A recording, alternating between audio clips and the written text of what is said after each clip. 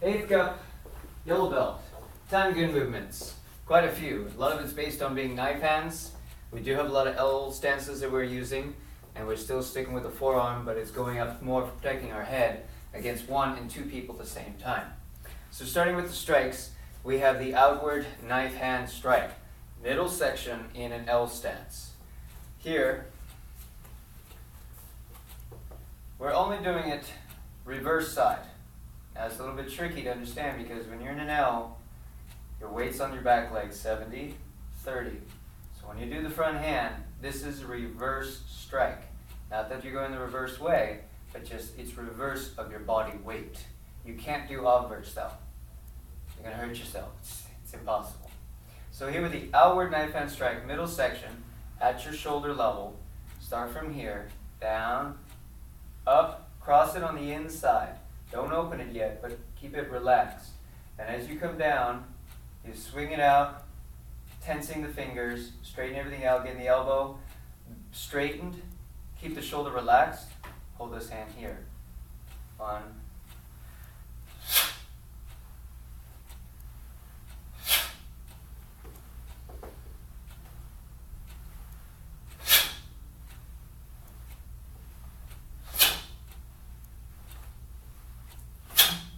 Another thing is when you're trying to do the knife hand, you have to think like you're breaking the board, even though it's in the pattern and has to come to a point of stopping. When you're here at the intermediate position, you still have to think from the shoulder, you want to throw your arm away, but you have to have a stopping point, okay? Not throwing past, but here, throw it. That throwing action is what's going to snap the strike versus going from here, tensing it, and bringing it over. That's the brute force is not going to work. You have to snap it that way, along with the breathing that helps. From here, 1, 2, pop it. Okay, that's it for the strikes. For the blocks, we have quite a few. We'll start with the forearm rising block. You're going to do it in walking stance. This is an obverse block because you're walking. It's the lead leg that determines it. You're doing the front hand. Reverse is also possible, but stick with the good side because you can always go away from the attack. Keep yourself protected. Going this way is all right, but it's harder. This is more advanced level. We're not there yet. So from here, 1, 2, on top with the rising block, 3. 1, 2, 3. The body goes back and then twist forward to give the block a snap. Here.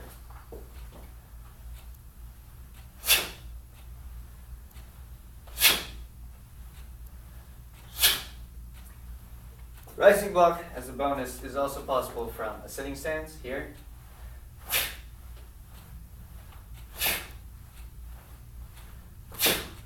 But don't do your rising blocks in an L stance. It doesn't really work. Unless you're doing a twin forearm block, which is here in the L stance. 1, 2, crosses, here, plus sign. The hand that's going above your head is on the outside. There's the rising. This one on the inside goes forward. This is middle section.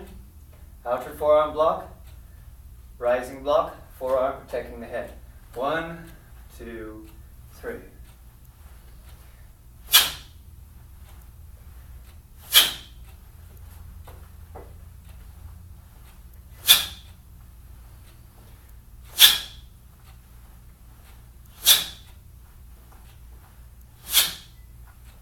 And lastly, continuing from what I said about learning stuff in Chunji in the 9th cup, we've got the next level of the forearm guarding block in Tangun as the knife hand guarding block. So it's same movement, same method, it's just the tool that we're using is the knife hand instead of the forearm.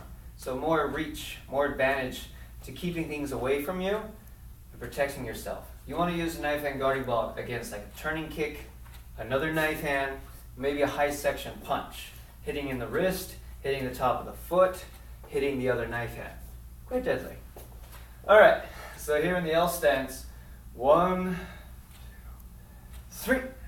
Okay, have the fingers at the shoulder level. All right, that's the height measurement for when you're doing a knife hand. It's not the knuckles, it's the tips of the fingers.